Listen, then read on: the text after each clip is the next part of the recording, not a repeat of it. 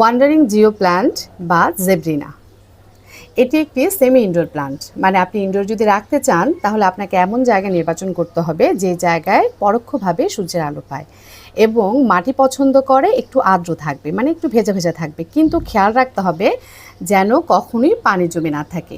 এই গাছের সবচেয়ে মজার যে জিনিসটা সেটা হচ্ছে, দেখেন সামনের পাতাটা যেমন, তার থেকে পিছনের দিকে যে পাতাটা এর রঙটা বেশি সুন্দর, তাই না? খুব সহজেই এই গাছটা বেড়ে যায়, মানে দ্রুত বর্ধনশীল একটা গাছের মধ্যে হচ্ছে জেব্রিনা। এবং আপনি যদি চান গাছটি ঝোপালো রাখবেন তাহলে আপনি এই ডগাগুলো কেটে দিবেন, হ্যাঁ, কিছুদিন পর পর দেখবেন গাছটি ঝোপালো হয়। আর অনেকে যারা ঝুলিয়ে রাখা গাছ খুঁজছেন তাদের জন্য জেব্রিনা হতে পারে বেস্ট। আপনি তখন এই ডগাগুলো কেটে না দিয়ে কিছুদিন রেখে দিবেন, দেখবেন খুব সহজেই গাছটি লতাগুলো ঝুলে যাচ্ছে, হ্যাঁ, সেটাও দেখতে খুবই ভালো লাগে। এবং এই গাছের চারা করাও খুবই সহজ। এই যে দেখেন গিটে গিটে কিন্তু শিকড় হয়, এই শিকড়টা যখন হবে যে গিটে, সেটা আপনি কেটে নিয়ে মাটিতে বসিয়ে দিবেন, দেখবেন 2 থেকে 3 সপ্তাহের মধ্যেই শিকড় গজিয়ে যাচ্ছে।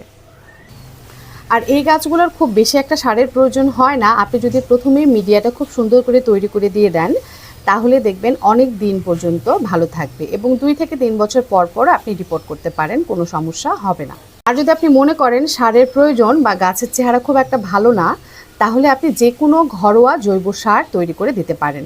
সেটা হতে পারে কলার খোসা ভেজানো পানি, কলার খোসাটা পানিতে ভিজিয়ে রাখবেন এবং তার সাথে আরও পানি মিশিয়ে আপনি দিয়ে দিবেন। সপ্তাহে একবার বা 15 দিনে একবার ব্যবহার করতে পারেন।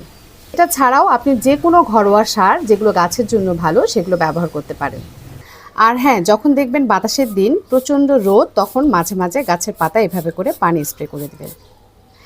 ভালো থাকবেন সকলে এবং সবুজের সাথেই থাকবেন।